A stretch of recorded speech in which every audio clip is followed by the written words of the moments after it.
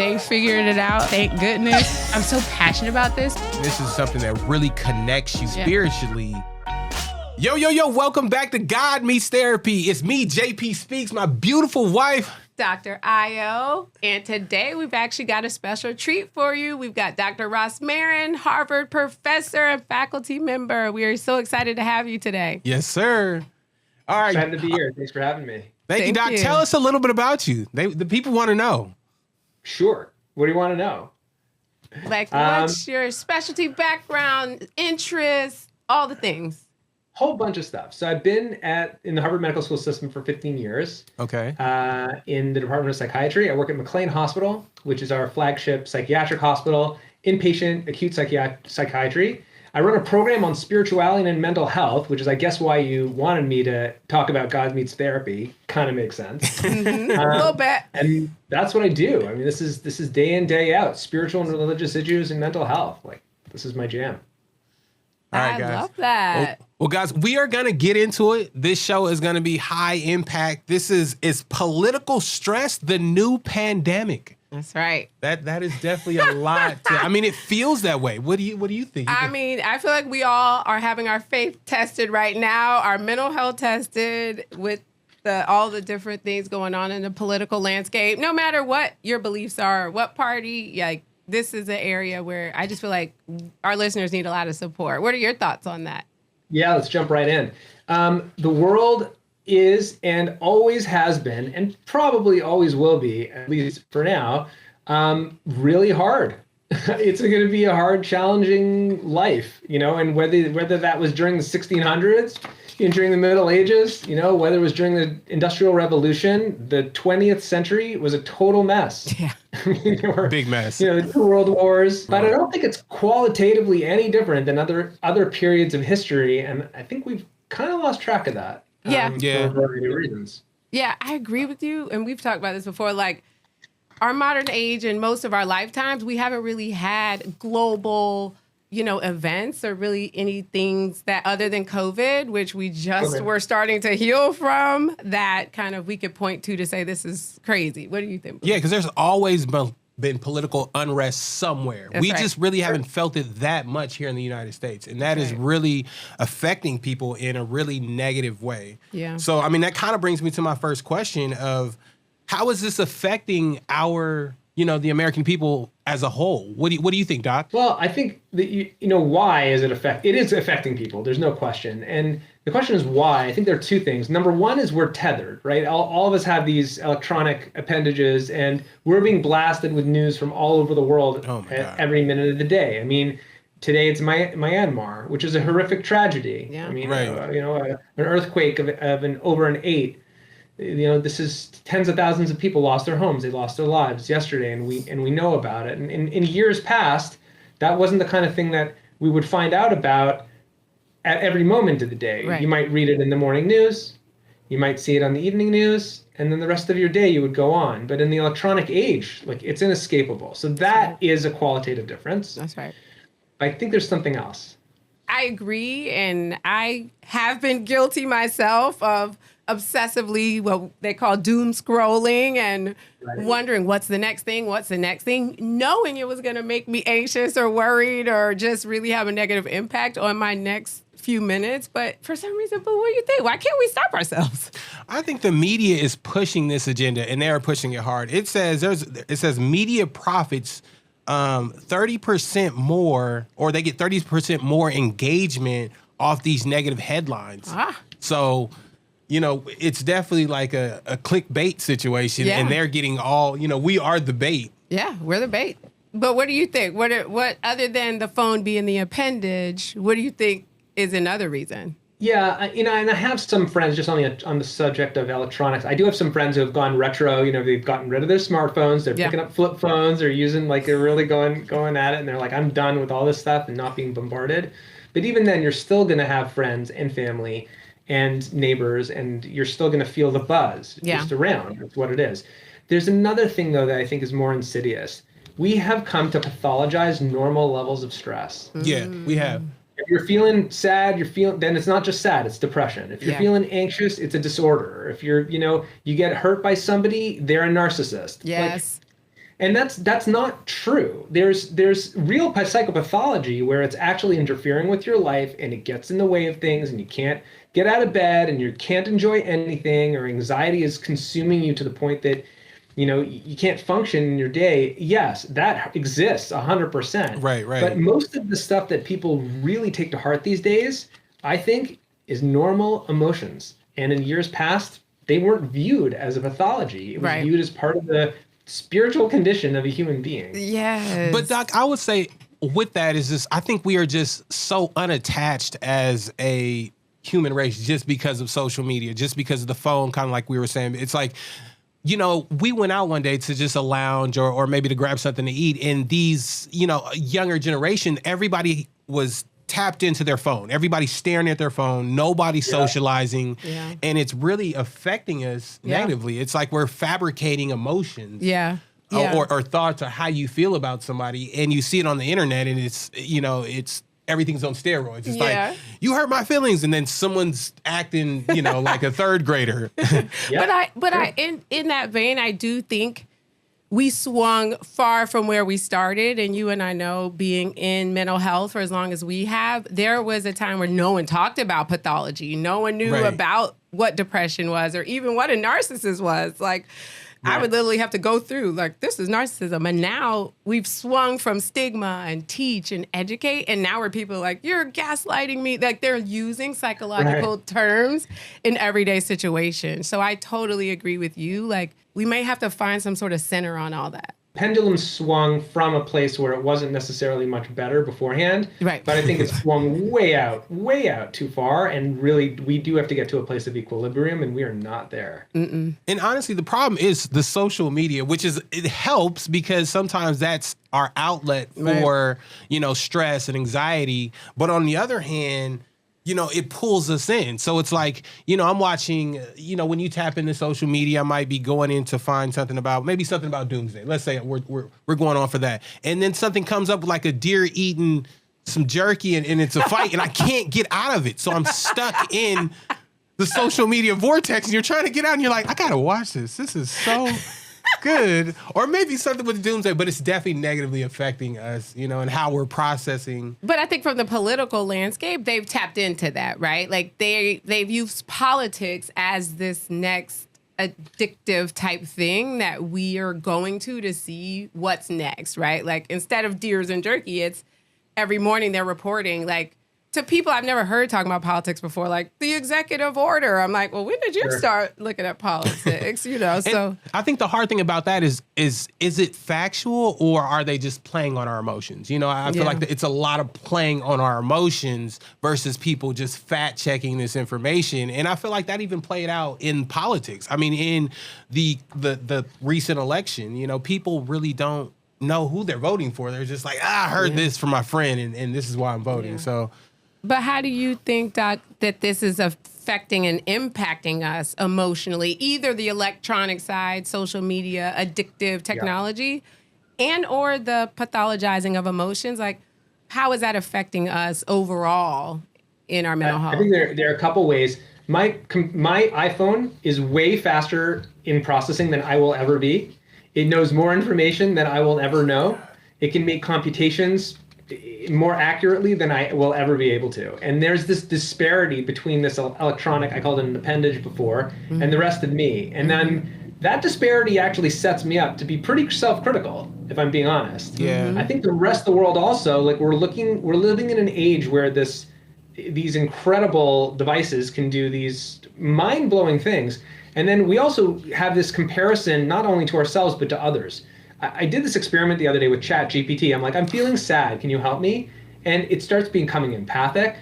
Yep. And it's super nice to me. Yes. And it asks me about my life. Yes. And it starts telling me about my work and how important it is. And I'm actually starting to feel a little bit better. Right? Yes. And 2 minutes later, I'm like, this is not normal. Most people, they're distracted when you tell them that you're feeling sad. Yeah. Right. They change the subject. They get a phone text and then they're looking at something else. They start talking about themselves, and that's just normal. But I'm never going to have a real relationship with my ChatGPT, but I might have a real relationship with someone else. So I think we've created these false expectations all around us, to never feel distressed, to never have imperfect relationships, never be imperfect. And that, to me, is at the core of the mental health epidemic today. That's the core of it. That makes so much sense. I agree. And I was actually talking with someone today, and we were talking about ChatGPT, and she asked me, like, do you think it's a good replacement for therapy if I don't have insurance, right? And so there's these pros and cons, right? Good Where question. you're like, hey, if you're not going to go to a therapist, you don't have insurance, it is great to ask ChatGPT, what are some strategies I can do in the meantime? Like, what are some things I could do? But it's still reacting to the prompt, right? ChatGPT isn't going to send you a thing that says, hey, you're moving a little slow today, right? Like, how are you feeling? So you have to be driving your own care. Whereas in therapy, it's a two-way relationship.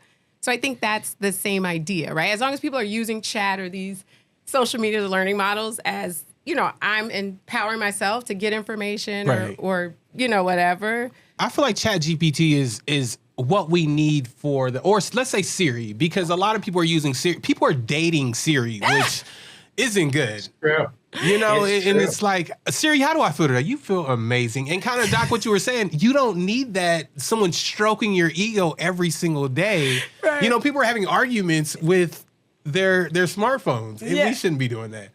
Listen, what do you think? What are your thoughts about relationships with your Siri or your ChatGPT or chat boxes? I mean, the problem with it is that no human being is ever going to be that perfect. So then you actually set up a straw man, so to speak, and you're never going to be able to it'll make it harder to have real relationships, which are messy. Any good relationship is going to be messy. Yes. That's the way it is. Yes. And, I think that's one of the reasons relationships are so tenuous today, why our emotions are so tenuous today, why our social connections are so tenuous today, is because people have these false expectations. It's not supposed to be perfect. Yo, I love that answer. That was great. You guys, what do you guys think about this? What are best ways we can manage stress in this uncertainty going on in this society right now? Yeah. What do you think, Dr. Al? I'm going to let Dr. Rosmarin answer that first. What do you think? How can we manage our stress with all this going on? I wrote a book on it. Not only can you manage your stress, you can thrive with it and because of it. Okay.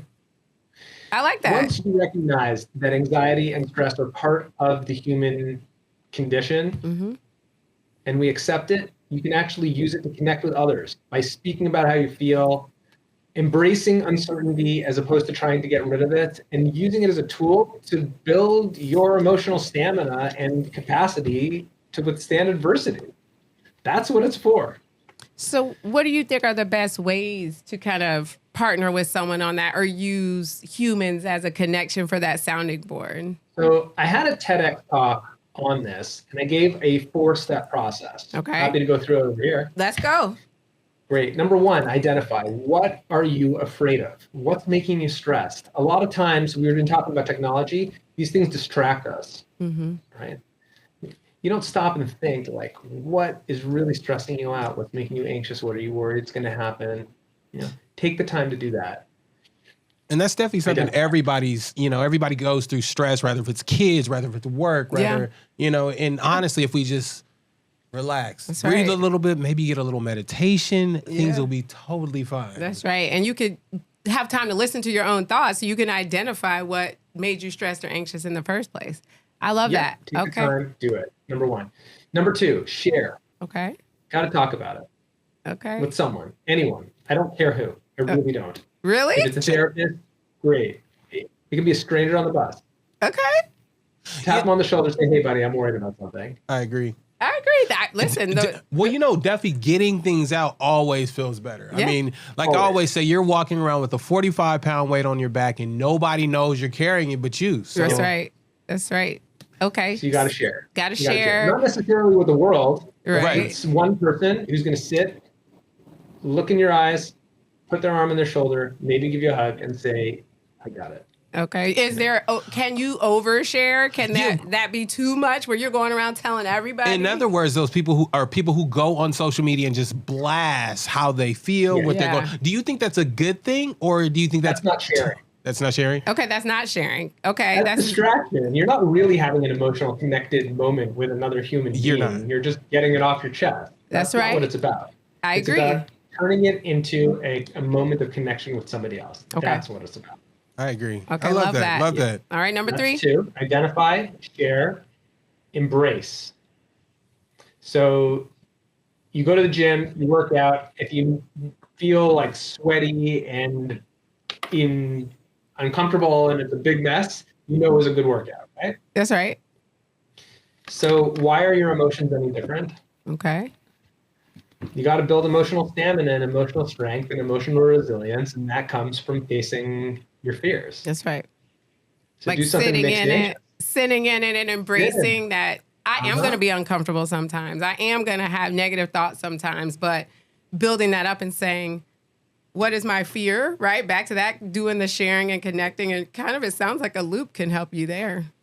It is. These are steps. So identify, share, and then embrace. Face that fear, right? Whatever's Okay. making you anxious, whatever making you stressed, do it. Like, Oh, so Take care of you're it. not only embracing it, you're facing it. You ready to face your fears? Depending which ones they are. fair enough. I get it. I had 2 kids in 2 years, so for a long time, my fear was having a third in a year, and so I faced that. I'm Oh my God, good for you. And I would say, Doc, in past times, let's say around 2000, there has been a drop in people going to religious services for spiritual help or being able to deal with this type of stress, and with people not going anymore and only using this on social media or on watching things online, services online. How do you Yes. feel that that's affecting people? You think that's helpful to be able to watch and not be able to have Yes. that interaction and contact? It's funny you mentioned religious services because the 4th step is actually let go. okay. Okay. And that's where spirituality comes in. Okay. That human beings are not in control of everything. We don't know everything. We're never gonna know everything or control everything. And certain things, you just got to step back and say, this ain't my job. It's kind of like whenever I sit on a plane, the door to the pilot's cabin closes, and I'm not in control of that plane, and I have to let go and take my seat as a passenger. To me, that's where faith and spirituality and religion really play a big role in being comfortable, letting go, being comfortable, and actually enjoying the ride. Right. Going for that roller coaster ride on the roller coaster of life and really letting go. And I think in many ways, the decline of spirituality is actually a risk factor for anxiety in that regard. It's harder for people who are divorced from spiritual and religious life to let go. Yeah. We think we're in more control, so that's an issue with number 4. Yeah, I think people are coming way too individualistic. So one of those words. In how they move in religion and really just people don't want to go outside. The pandemic did something with that, and then. You just don't know. You see, we're getting inundated with so much, with crime, with things on the internet. We don't want to connect with other people. Yeah. We should. Even for men, it's a hard problem with men wanting to get anxiety, wanting to talk to our friends, wanting to have somebody to go out and communicate with. And a therapist, it's like who? A what?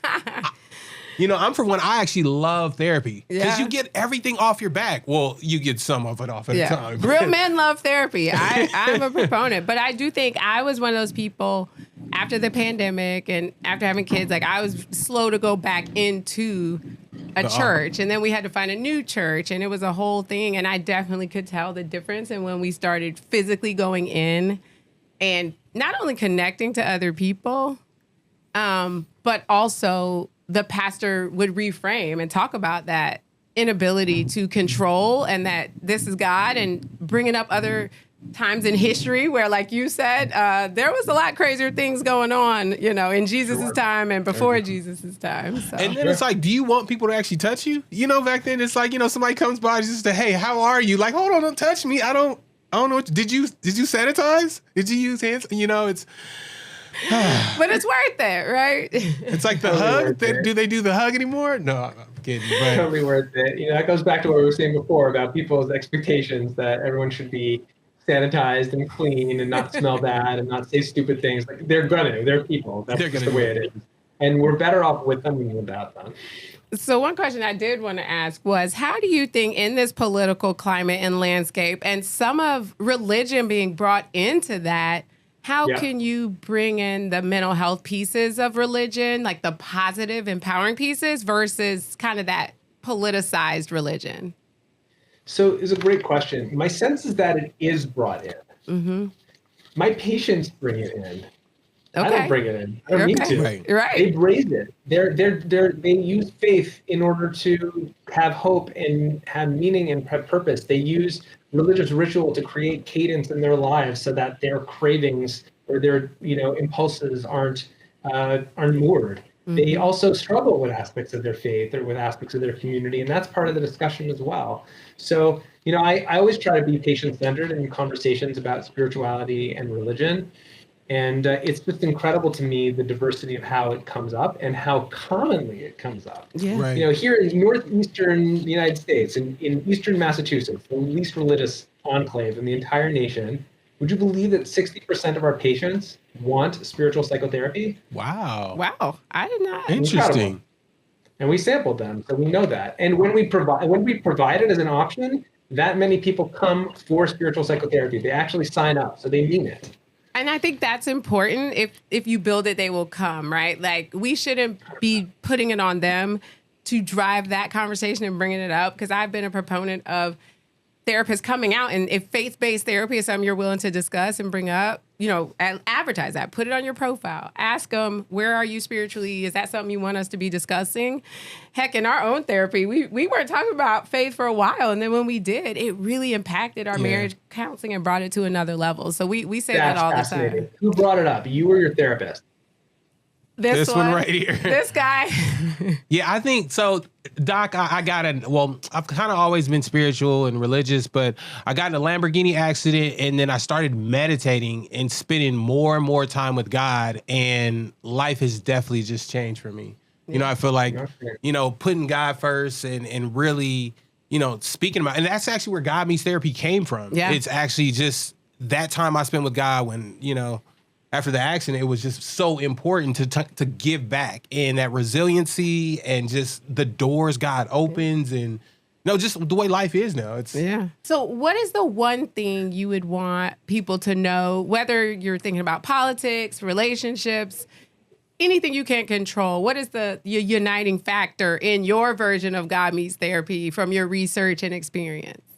Okay, so I think there are two messages, one for two different audiences. Firstly, for therapists and clinicians, psychiatrists, social workers, psychologists, whoever they are in the audience, you need to ask your patients about spirituality. You need to bring it up. It's not on them, it's on you. Right. It's part of professional practice. You ask them about every other aspect of diversity. You ask them about sexuality. You ask them about race. You ask them about money. You should ask them about faith. Right, I agree. It's that simple. Okay. So for people who are not therapists, I think we need permission to go into aspects of spirituality, to think about it, whether that's in the context of a crisis, Lamborghini accidents or otherwise, or whether it's not. But I think often people are shy away from spiritual and religious thought because they think something's pathological about it, or we shouldn't be doing that, or it's like not a healthy thing to do. And I have just not seen that in any of my research. Okay. I'm talking about over 100 papers, 100 peer-reviewed articles that I've written. I edited a volume on spirituality, religion, and mental health several years ago. I mean, I'm familiar with this body of literature, and it can create struggles. That's true. It's not going to be perfect. We're not talking about a panacea. I'm not saying that. Right. But there is so much hope, meaning, purpose, centering, and the ability to let go that happens when people have a spiritual dimension of their lives that I think it's worthy of consideration and reflection upon. Okay. Wow. I love that. I love it. Love it. And Doc, I'd have to add, I know we're probably going to wrap this up shortly, but I mean, for people who aren't religious or who aren't spiritual, I mean, they're missing a huge component of their lives. I know for me, all the people who prayed for me, I felt it. There was a huge change in my life. And it's so interesting to, speak things into existence and pray and meditate and watch those things. And not to say you should do those things for those things to happen, but God is a huge component of why we are here. Yeah. He's the major component. Yeah. So how do they fill that void? What is their center or foundation if they're not spiritual people or faith-based? Do you have any insights into if that's not their jam, right? Like, how do they function in an improved way or let go of that control? Good question. In our data at McLean Hospital, 40% of the patients who take the option to have spiritual care actually are not religious. Okay. Interestingly. So it's not as much whether people have a faith, but it's whether they are open to looking at dimensions of spiritual and religious life as a way of dealing with their mental health situation. I get it. So just to be really clear on that. No, that makes sense because he is very big into meditation and manifestations, and that doesn't have to be a spiritual relation into religion, the way we talk about religion being organized. Correct. So I know he loves that. So what are your thoughts? You think non-religious, faith-based people can have these other spiritual related conversations? I think they can, because I hate to say it, you can separate religion and spirituality, or religion and God. You shouldn't, but you can separate the two. You can have a relationship with God without having, going to whatever religious place you want to go to. Yeah, like an organized religion. So many people do. The downside is that you don't have the community, you don't have the scaffolding, you don't have the ritual to be able to fall back on when things get hard. Yeah. But it can be done. It's just it's a harder climb. It's a harder hill to climb. And it's so great to be in a community because you get encouragement. You get people who are going through what you go through. Besides being in this bubble that we put ourselves in. Like, Io loves to stay home, she would not go anywhere she loves to order Instacart, and whatever it is. She does not leave her bubble. We got a nice bubble at the house. Technology has been my friend. Luckily, I have a very close unit support system. But no, I agree. It's definitely a missing community, and I felt that, right? Even though I work from home. I enjoy it on one hand, but I did know it was missing. And once we started going to church and going back out, I felt it. And she delivers everything. We even got a chef at the house. Everybody comes to the house. People love our house. They're at the house Friday. Now. We got a pool party going on right now. We need to get to. It's Family Friday for us. But Doc, one last question: do you think politics and the political landscape right now is the new pandemic? Is that the new thing or new crisis that we're facing as a people, whether it be in this country or globally? What are your thoughts? I think it's our response to it, not what's actually happening. Okay. We're expecting life to be perfect, and when, from a spiritual standpoint, I'm not sure it's supposed to be. I think the challenges are actually the opportunity for growth, for connection, for self awareness, and for letting go, which is something spiritual. So I love that. Mic drop. Well, guys, we are going to end on that. That was amazing from the doc. This is JP Speaks, Dr. Io. And thank you, Dr. Rosmarin. Where can our community, our people find you? Check out my website, dhrosmarin.com. Can't wait to connect with you and hear from folks what they thought of this conversation and other things. That's right. Drop some comments on what you think about Dr. Rosmarin. Subscribe on YouTube, and we will connect you to his website and community. And guys, let us know if you think this actually is the pandemic. That's right. Yeah, we want to know your thoughts. Maybe Dr. Ross is wrong. Thank you. See you next time. Thanks again.